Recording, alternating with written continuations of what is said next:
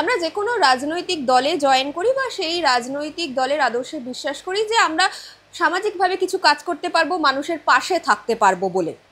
2023-এ Sudipta Mukhopadhyay join করেছিলেন বিজেপিতে। এখন 2025-26-এ বিধানসভা ভোট আসন্ন। ঠিক তার মধ্যে দলে তিনি কি কি কাজ করতে পারলেন, কতটা সামাজিকভাবে রাজনৈতিকভাবে মানুষের পাশে থাকতে পারলেন, আমরা কথা বলে নেব তার সঙ্গে। সুদীপ্তাদি রয়েছে আমাদের সঙ্গে। দিদি, 2023-এ জয়েন করলেন বিজেপিতে, তারপর 2025 প্রধান বিরোধী আমাদের পশ্চিমবঙ্গে, কি কিভাবে কাজ করতে পারলেন বিজেপি?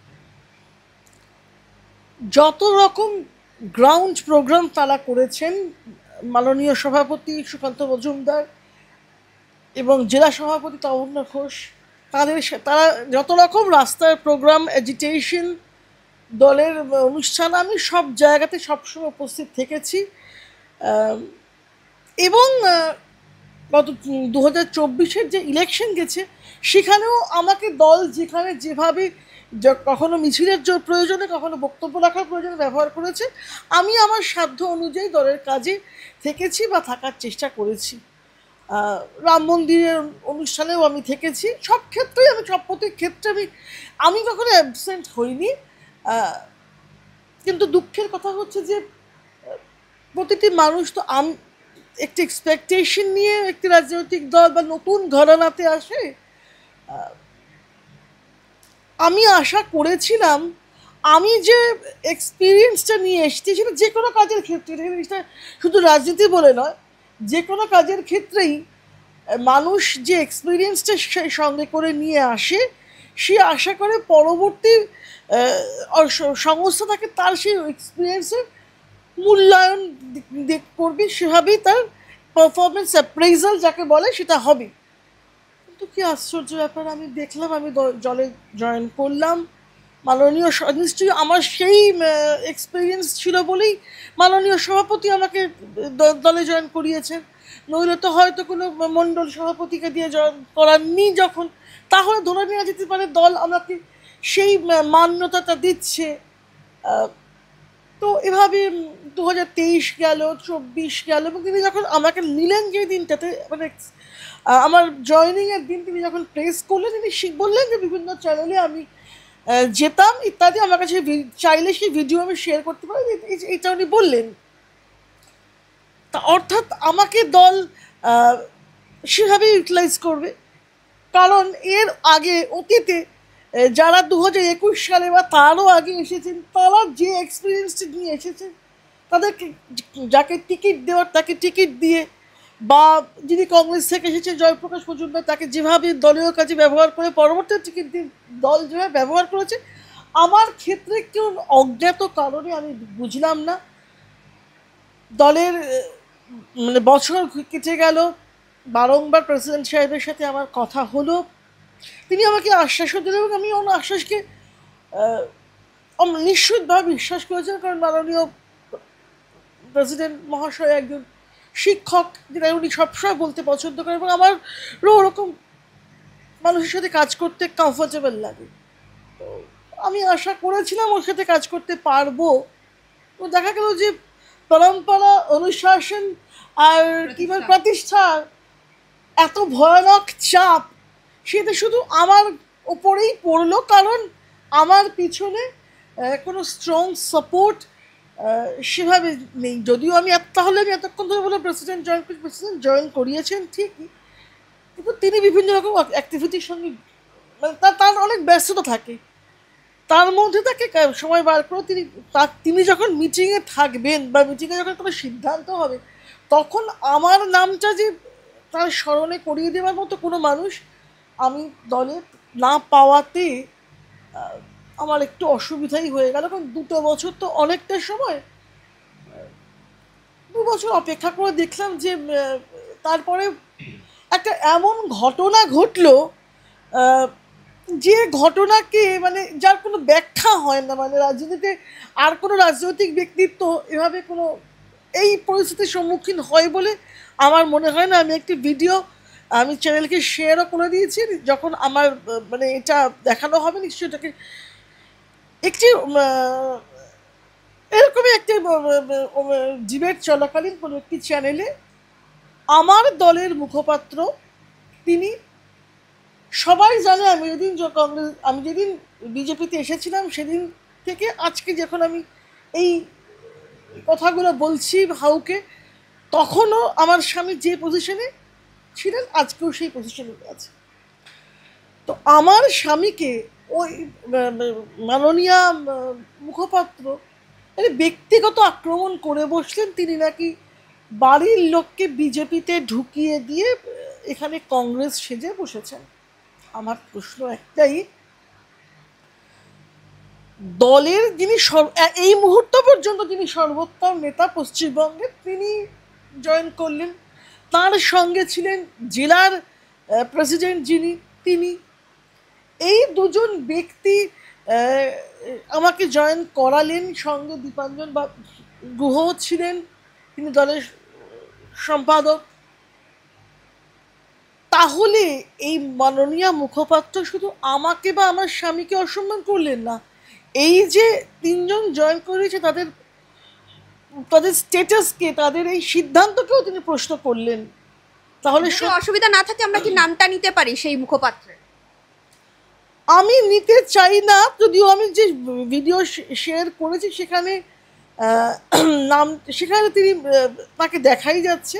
সুতরাং আমি দর্শকদের জ্ঞাতার্থে বলে রাখি যে একটি চ্যানেলের ডিবেট শোতে বিজেপি মুখপাত্র কেয়া ঘোষ কংগ্রেসের মুখপাত্র সুমন রায়চৌধুরীকে এই কথাটি বলেছিলেন যে নিজের বাড়ির লোককে বিজেপিতে ঢুকিয়ে এখন কংগ্রেস সেজে বসে আছেন। সুতরাং আমি বলছি যে এতক্ষণ দিদির সঙ্গে যে কনভারসেশনটা আমরা করছিলাম, যে আমরা তো ফ্রন্ট লাইনে বিজেপির অনেককেই দেখেছি যারা পরবর্তীকালে জয়েন করেছে, যেরকম অগ্নিমিত্রা পল রয়েছে, লকেট রয়েছে, তারা কিন্তু একেবারে সামনে থেকে প্রেস কনফারেন্স করা বা দলের হয়ে কথা বলা সেটা তো বারংবার করে যাচ্ছে। আপনার ক্ষেত্রে কোথায় সমস্যা হলো? আপনাকে এরকম আক্রমণের শিকার কেন হলো? আমি বলতে পারবো না। অগ্নিমিত্রাদির সাথে আমার কথা হয়েছে, তিনি আমাকে আশ্বাস দিয়েছিলেন তিনি সংশ্লিষ্ট মুখপাত্রের সাথে কথা বলবেন।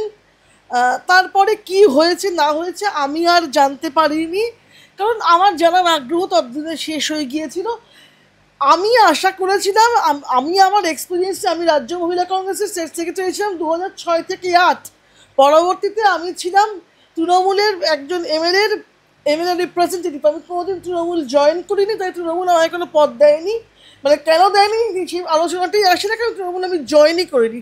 সংশ্লিষ্ট এমএলএর সঙ্গে আমাকে তৃণমূলের বিভিন্ন অ্যাক্টিভিটিতে দেখা যেত, এটা ঠিক কথাই। পরবর্তীকালে নিজ উদ্যোগে স্বেচ্ছায় আমি বিভিন্ন চ্যানেল তৃণমূলের পরে বলেছি, কিন্তু আমি অফিসিয়ালি তৃণমূল জয়েন করিনি। যেমন আমি কংগ্রেস জয়েন করেছিলাম, কংগ্রেস আমাকে তাদের দলের 2 বছর আমি রাজ্য মহিলা শাখার সেক্রেটারি ছিলাম। আমি পরবর্তীতে বিজেপি জয়েন করে আশা করেছিলাম আমার যে এক্সপিরিয়েন্সে সেটা বিজেপি ইউটিলাইজ করবে, কিন্তু দুর্ভাগ্যবশত বিজেপির সেই বিষয়ে কোনো আগ্রহ দেখতে পাইনি আমি। আমার পরবর্তীতে যারা এসেছিলেন তারা তাদের এক্সপিরিয়েন্স ওয়াইজ ইউটিলাইজড হয়েছেন, যে কোনো কারণে হোক। কোনো অজ্ঞাত কারণে, আমি অজ্ঞাত কারণগুলো বলতে পারবো না, তার জন্য তো আমাকে একজন ডিটেকটিভ নিয়োগ করতে হবে। আমার অত সময় নেই, অত সময় নষ্ট করার মতো থেকে আমার আরও পরিচয় রয়েছে, লেখার দিকে মন দিলে আমার ভালো হয়। তো এই হচ্ছে বিজেপির অবস্থা।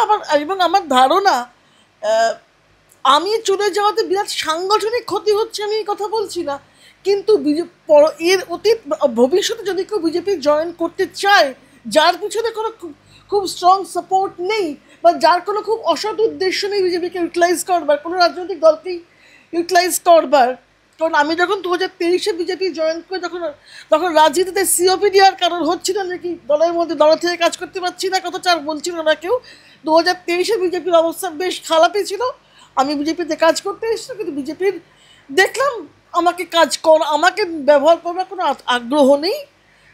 যেখানে মানে কাজ করবারই জায়গা নেই, সেখানে এমনি রাস্তায় দাঁড়িয়ে থাকার মতো সেটা আমার এতটাও লো নয় যে কোনো একটা রুলিং পার্টির সঙ্গে না থাকলে পরে আমার সত্যি কোনো বাড়িতে সমস্যা হয়ে যাবে। আমার পক্ষে এইভাবে থাকা সত্যি সম্ভব হলো না। তাহলে কি 2026-এর আগে সিদ্ধান্ত নিচ্ছেন যে পশ্চিমবঙ্গের প্রধান বিরোধী দল থেকে আপনি সরে আসবেন পুরোপুরিভাবে? একদম একদম একদম, আমার কোনো প্রয়োজন পড়ে না সঙ্গীতা, কোনো ধরনের স্টেটের রুলিং পার্টি বা কি বলে দিল্লির রুলিং, মানে অর্থাৎ কেন্দ্রের সরকারের যে রুলিং পার্টি কারোর সঙ্গে আমার থাকার প্রয়োজন নেই। আমি আমার মতো আমার যেটুকু